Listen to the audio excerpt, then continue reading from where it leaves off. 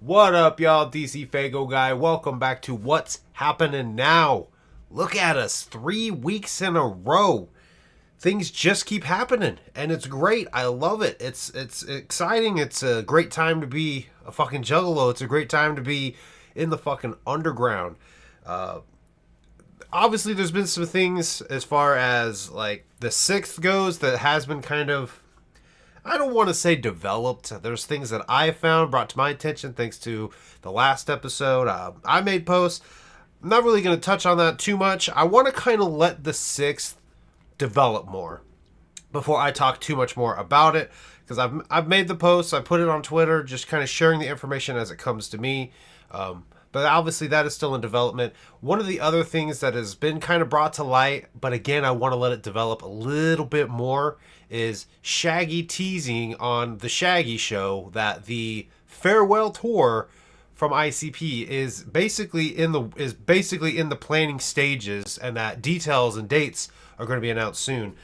I want to wait until that's absolutely confirmed and announced before we dive into that. But that is something recently that did happen that I wanted to kind of touch on. But there's some shit we got to talk about. So let's go ahead. Let's flip it over. And for the first time since we started What's Happening Now, or since we brought What's Happening Now back, I'm not on Fago Lovers. I pulled up a bunch of little windows, and my plan is to kind of go through everything in a row. I could have brought Fago Lovers up. They did make a post about it. But what's going to be like the main meat of this video, just because it's going to be titled that, there's a lot to really kind of dive into, because obviously the announcement happened. I'm excited for it. And it's a weird twist of fate. So before we jump into that, I have a couple of things pulled up. Little shout outs, if you will, that I want to give. Some plugs that I want to do because I want to do it. So let's go ahead and flip this over to the screen. First thing I want to plug is Lowkey. I feel like it's been a couple episodes now since I've done any kind of plugging for Lowkey. Lowkey stays fucking killing it. And he just dropped the first in the new set of the Slash Happy series. If you don't know, he's had these classic designs of different horror film characters, and they're made into these happy like characters, and some of them have really punny or catchy or cute little sayings on the design, like this one here, "No, you hang up," and obviously it's Ghostface talking on the phone. Really fucking cute, really fucking funny. The one for Freddy Krueger was "In Your Dreams," and it was Freddy Krueger on the front. Really cool designs. I haven't bought any of them. I think they're really fucking awesome, but I honestly haven't dove into them, and I wanted to plug it because there are some people out there I think that would really love these designs and get into these designs. They are limited. The first series, he brought it back to kind of tease and gear up for this second series. So if you are interested into these designs and you think that they're really cool and you like them, then I would jump on it, because I don't know how long they will last. But as you can see there, he has 2 different shirts, a light pink and a black. Obviously there's a tumbler, there's a little metal sign you can get, and a little can koozie. I'm pretty sure that that's the standard on all these designs that he does. But I think if you scroll down, I thought... Maybe not. Let me actually click on it, because it's its own little section. But if you click on Slash Happy over here, there you can see the Freddy Krueger one, "In Your Dreams." There's a couple other ones he had done that's not specifically like a horror movie icon. This one was just for the album Let's Get Violent, which conveniently is sitting right here in front of me because Megs has been doing videos on her channel. It's the creature on the front of Let's Get Violent, and it's just kind of made into a cartoony character. I think the designs are really, really, really cool, but, I'm slowing down on buying shirts and shit, so there's some dope designs. But, yeah, so wanted to plug that. Also, if you are a Funtime fan, you already know this. If you're not a Funtime fan, the last few days, the Super Famous Funtime Guy's website, funtimegang.com, went down for maintenance. Typically, that means that they're adding stuff to the site. So, the announcement... I guess it really wasn't an announcement. There was a teaser put out by, I think, was it on Whipstick's Instagram? I know it was on the Super Famous Funtime Guy's Instagram. I don't know if it was on Whipstick's personal Facebook page or if it was on his actual Whipstick Instagram page. But there was a little teaser of him, like, shuffling his fingers on this box full of CDs. And like he pans up and there's this fucking like old school from the early 2000s little. You ever have one of those little range hood CD players that like went underneath the fan for your stove? He fucking hits the eject button, and I believe it was showing that it was playing a song from the Super Dudes Crooning the Tunes. So everyone immediately was like, oh shit, there's going to be physical copies of this album available soon. So everyone assumed that that was what was going on, and that is confirmed now because it is available on the shop. Again, a limited item that when I first got into Funtime 2-3 years ago, I didn't even know about this album's existence. It was through diving further into it that I learned about it. It's a fun little CD that it's basically them kind of more or less doing karaoke, which is what makes the fucking cover of it so great. It's them like doing songs over old classic beats. So they do have physical copies of that available. And if you do not have any of their albums, they also have this CD bundle available for $65. And I know that you're probably thinking, damn, that's a lot. But when you add up all of the available CDs here, which for whatever reason, Don't Hug Me From the Front is not, you add everything up, it is actually cheaper for you to go get this CD bundle. So if you are new to Funtime, to Super Famous Funtime guys, and you want to get their discography, now is your chance. And you can do it actually for a little bit of a discount getting this CD bundle. And interestingly to note, the fact that these two albums right here are available on this website. Previously, you could only get them on Zulmart, which is the Long Live Evil website, store, if you will. So it's interesting that they are available here. I know people want to go to drama and think that there's something bad-wise, and I don't think that's it at all. I think maybe it's just easier for them to manage maybe their own albums, and that's why their albums are available here now as well. I don't know. I don't think there's any bad blood, but it is interesting to note that it is available here. So you can get it here, and I didn't even look. I didn't even pull it up to look. It's probably still available on Zulmart as well. So Super Famous Funtime guys, their discography is available in a great CD bundle. Or if you were like me and all you needed was this album right here to get your collection up to date, there you go. Now, the other plug I want to do is for Mad Max and Reverend Television. They have a podcast that they've been doing, I think, for a little over a year now. I learned of this through, I think it was Beastmaster from Carnival Spirits. I think I had watched one or two of his Beastmaster show episodes, and he was talking about this. And it might have even been the homie Gage that kind of like plugged me to this as well. This is a great podcast. Reverend Television, Mad Max, homies from for many years now. I'm going to say at least 20 years that they've been homies. It's a podcast where they start at the beginning and they're going through each of the albums, just talk about the different eras. They do get sidetracked a lot like a motherfucker, which I think is awesome, and it's something I can relate to because I do it notoriously as well. But just hearing them talk about all of their memories, and pretty much every episode they talk about The Gathering and they get sidetracked talking about The Gathering. It's been a great listen, and the newest episode that just dropped 3 days ago, May 9th, they are diving into the second hand of Joker cards, starting with Bang Pow Boom. And I've made it maybe halfway through this episode so far. It's 2 hours long. It's been great so far. They have some very interesting theories about it that I never even considered. But I thought it was relevant to bring this up just because of the 6th being teased.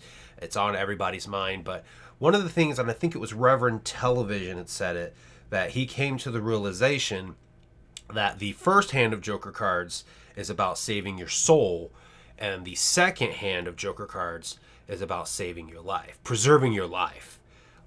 Never considered it. I know most people had said it was about, the first hand was about death, the second hand was about life, and I'd never really thought about the soul and the life part. So interesting, absolutely very interesting. Again, it's a great listen. They are available on Spotify. I have this pulled up because this is where I listen to it at. Trying to think if there's anywhere else that you can listen to this at. I don't know. But just look up the Carnival Grounds, or even just search up Mad Max and the Carnival Grounds. It's through Juggalo News. I think if you go to juggalonews.com, which I could probably just do that right now. it might be available there. Yeah, that was a no. But absolutely great podcast. If you love hearing Juggalo shit, if you love hearing Juggalos talk Juggalo shit and reminiscing, this is something that you're definitely going to want to listen to. So I wanted to plug this because I've been enjoying it, and I think others will enjoy it. And again, they came up with some very good theories for the Joker cards. So definitely go check it out. One of the big things that dropped last week, I had kind of plans to do like a reaction video. Ultimately, I decided to just go ahead and watch it anyway. But there was a tease, and then it was released. When Deadbug Met the Duke. This documentary is very, very good. Really enjoyed it. It's set up very much like a biography, if you will. Deadbug goes through and he tells like the story of ICP, and it's him going to Juggalo Weekend. He's meeting the Duke, and there's different scenes where he goes with him to a VIP meet and greet, things like that. It was a very well put together documentary. I think 9 out of 10 Juggalos have probably already watched it. I went to this frame right here just because, for me, like, I know there's a lot of people that are frustrated or pissed off or whatever with Violent J, but this moment, as well as the very end where Jay was talking about he knows he's going to die early, and he's accepted that, and he's happy and just grateful for his life. He's the only sad thing about his death is going to be the fact that he has to say goodbye to his kids, but like just hearing him come to peace, it's like this scene as well as that end scene for me was this really huge reminder, which I've never really viewed Jay as like a god or a king. I've always viewed Violent J as a human being. And this documentary absolutely did really fucking well with conveying that again. And especially this scene here where he gets emotional and you can see it in his eyes and you can hear it in his voice. It's just that reminder again that Violent J is a fucking human being. He makes mistakes, and for me, it was kind of like, I don't want to say I've not been mad at Violent J, but it's been like, as somebody who like loves the legacy he's built, I've been kind of sitting back and watching like, damn Jay, what's going on? Like, just kind of worried, if you will. And, just seeing this and seeing that side of him again, just really kind of made me like take that like moment of like, fuck dude, I hope Jay's okay. But again, going to the end where he says that he's made peace with the fact that he's going to die early, it's just like, I don't know. It was kind of like a nice reassurance that like, while he's going through his struggles, I think he's at peace with himself. But yeah, just really great documentary. If for whatever reason you have not watched it, definitely go check it out. Again, very well put together. The beginning, I would say probably the first half of it. Maybe not quite half of it, but it's set up like a biography, and I think most Juggalos know the story, but with a lot of the newer Juggalos that are coming into the scene, it's definitely something that you should look into, I think, because it's very informational, it's very informative, and definitely worth the watch. So the main fucking... I'm muting that because my Discord keeps going off. I have Discord open. The main title for this here episode: Twiztid going on tour with Coal Chamber. Now, when this first got announced, I didn't even make the connection that Fear Factory was going on this tour. When I seen that it was Fear Factory going on this tour, I immediately was excited. I was like, bet. I started looking through the dates, seeing that they're going to be in Fort Wayne. I'm like, it's a fucking Tuesday night, but I'm going to be there. I have been yearning to see Fear Factory since they got their new singer, Milo Silvestre. Probably just butchered his name. I've been wanting to see Fear Factory since he joined the band because I've been watching some clips and he's fucking killing it. Now, the obvious other name on here that most people that are talking about is the fact that it's Twiztid on this tour. And if you don't know, then let's jump into it. I'm going to bring over here to Facebook. Now, that's what I call your mom's Facebook page. Absolutely great Facebook page, by the way. I love these guys. They make some really great memes. Nobody is safe. They crack jokes at everybody, and that's the way it should be. An unbiased meme page. I absolutely love it. But they put this post up. If you know, you know. And if you don't know, let me just kind of briefly mention it to you. I think most people do know this. But back in 1999, ICP went on tour for the Amazing Juggle Brothers. Twiztid was on this tour, as well as Coal Chamber was on this tour. Coal Chamber, partway through the tour, gets kicked off. The reason given was because they weren't selling enough tickets, so they got booted off.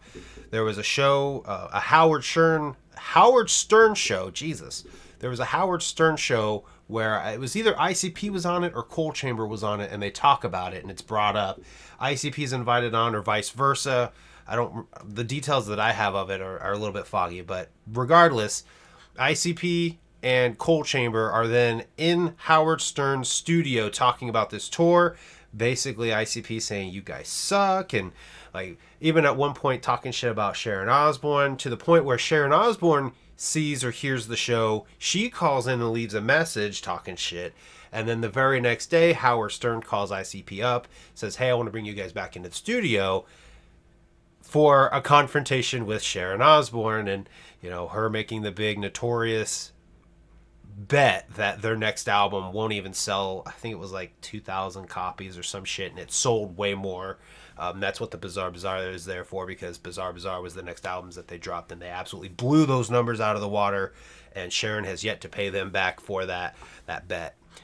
Even at one point they said just to give it to charity. It was actually a really great, funny moment in history, which fast forwards us to today in the weird, ironic twist of fate that is Coal Chamber going on tour, and now Twiztid is on the supporting bill for that. It's ironic. It's funny. There's some people out there that think that this is a diss, or that they think it's kind of a bad look for Twiztid to go on this tour just because of that. And there's some people taking it as a diss, and I don't. While it's an ironic twist of fate, I don't think that that's the intention, or at least that's how I always try to look at shit. You know, back when Boondock signed to M&E, I was the skeptic that was like, I don't think it's a diss. I always try to approach things optimistically. I'm just an optimist as much as I can be. I like to be neutral as much as I can be. That's just me. I don't know what it is about me. I'm just that guy, right? So I don't think that that's why they're on this tour. For me, the way that it all adds up, and I will show you my little thought process here. If you go back to Fear Factory's Instagram post about it, and I'm going to move me kind of over here for a moment and read this to you. Fear Factory says, we can't wait to hit the road with my longtime friends Coal Chamber. I remember the first time I heard their demo back in 1994. I had to tell Monty Connor, once A&R at Roadrunner Records, about them, and the rest is history. See you all, cyber metalheads. There's that. So you also then close out of this and go over to Dino Cazares' Facebook page, where you see the exact same post. So it was Dino Cazares that was saying that they are his friends, that he's been longtime friends with them, and that he was basically the one that, you know, made the suggestion to whomever that ended up getting them signed to Roadrunner and them becoming as famous as they did. Now, the connection here to me is Coal Chamber reached out to Fear Factory to go on tour, because Fear Factory has been touring Machines for like the last 2 years. Year and a half. Year?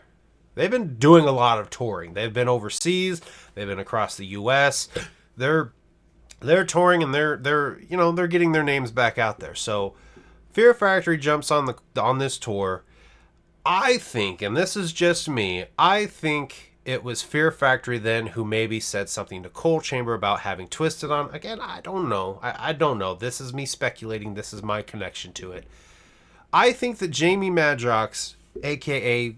Twiztid, I don't know why I said a.k.a. Jamie Madrox, I feel like, had formed a friendship with Fear Factory, with the bandmates. What brings me to that conclusion is going back to the Rise of the Machines tour last year with Static X. You have Jamie Madrox on stage. Let me move me out of the way again here. You have Jamie Madrox on stage. There we go. Perfect. Doing the chorus for Edge Crusher. I just muted. Hang on. I gotta mute it.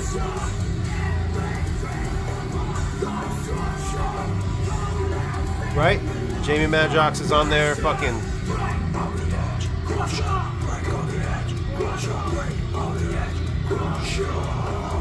Right? there's Jamie Madrox killing it on stage. You know, as somebody outside looking in, you probably would think, oh, you know, maybe it was just a fun, friendly little moment that they had on stage. And, you know, they had done it at other stops as well on this tour. I had seen other ones where they brought someone else on to sing as well. But go over to Discord here. Once again, I'm in the Underground Podcast Community Discord server. Robbie from Do It From the Underground had posted this last year. It was in August, I think that is. There you have Jamie Madrox, and what is he wearing? A Fear Factory hoodie. Again, could just be that they really bonded on this tour and he ends up getting the hoodie. To me, though, this kind of tells me that he's out in public after that tour was over and he's rocking a Fear Factory hoodie. So whether he was a fan before or not, or whether they just got along really great on tour, I feel like there was some kind of a friendship forged during the Rise of the Machine tour.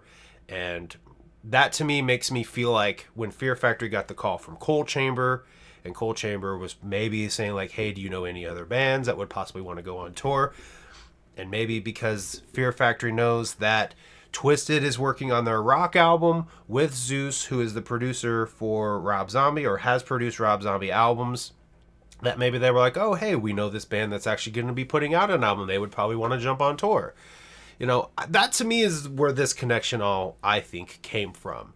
And obviously, like I just said, Twiztid is putting out a rock album this year, which my suspicion is that it's going to come out before this tour takes place. I had seen somewhere where somebody said it's supposed to come out in August. I haven't seen that. Maybe I overlooked it. Maybe I missed it.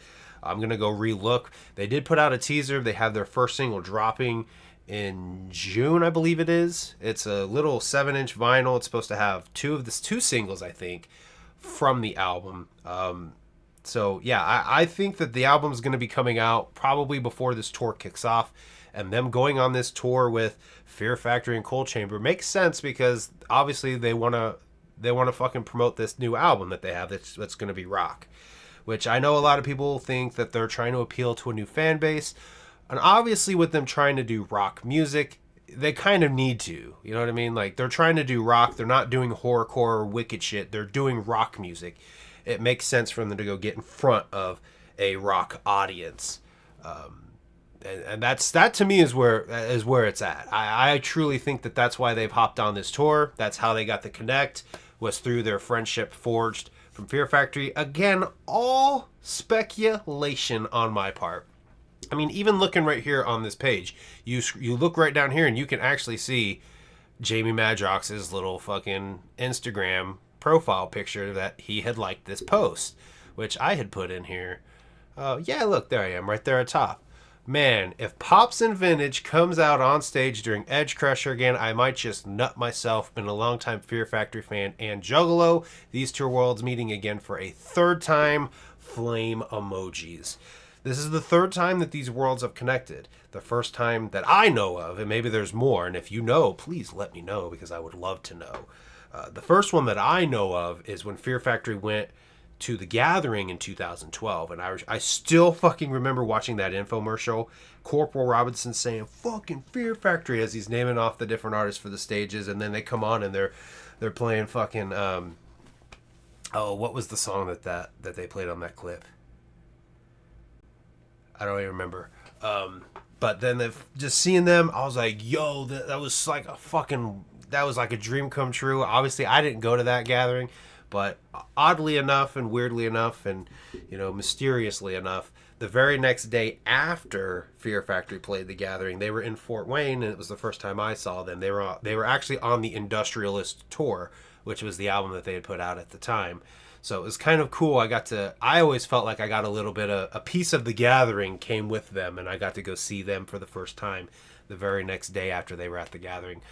So I have that little memory, and this will be my second time going and seeing them at the exact same venue. So I'm super fucking excited. And again, that to me is the connection. That's how they ended up on this tour. It's ironic. It's weird. Sure, it's funny that they're going to be going on tour, and you could say, hey, maybe it's karma if they get kicked off the tour. I don't see that happening.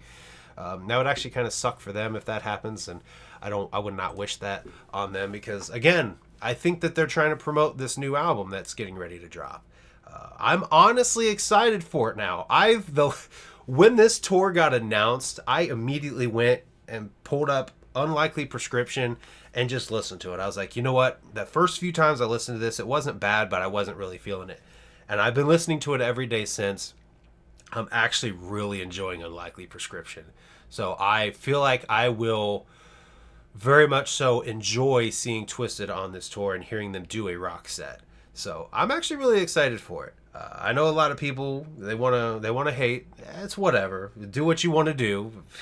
People do what they want to do. There's nothing you can do to stop them. But I'm excited. So anyway, tell me down below what you guys think about this tour. If you are heading to it, tell me what some of your favorite Fear Factory albums are. Let's talk about that, because I want to talk more Fear Factory on the channel, but it seems like anytime I do, not a lot of people want to. And I want to meet more Fear Factory fans, because I think Fear Factory is an absolutely fucking killer band, and I think a lot of their symbolism very well coincides very well with Juggalo shit. You know, their whole thing, their whole gimmick is man versus machine, and a lot of the times the machine is society, it's the government, it's religion, it's the establishment. It's not always like directly a machine. It's all kinds of things. So I think that if you're a Juggalo and you are like, you know, you have a really good stance of like fuck society's norms, you would probably enjoy some Fear Factory. But I'm going to wrap this up. I thank you guys for watching. Tell me down below what you guys are excited for coming up. Yeah, I will see you guys next time.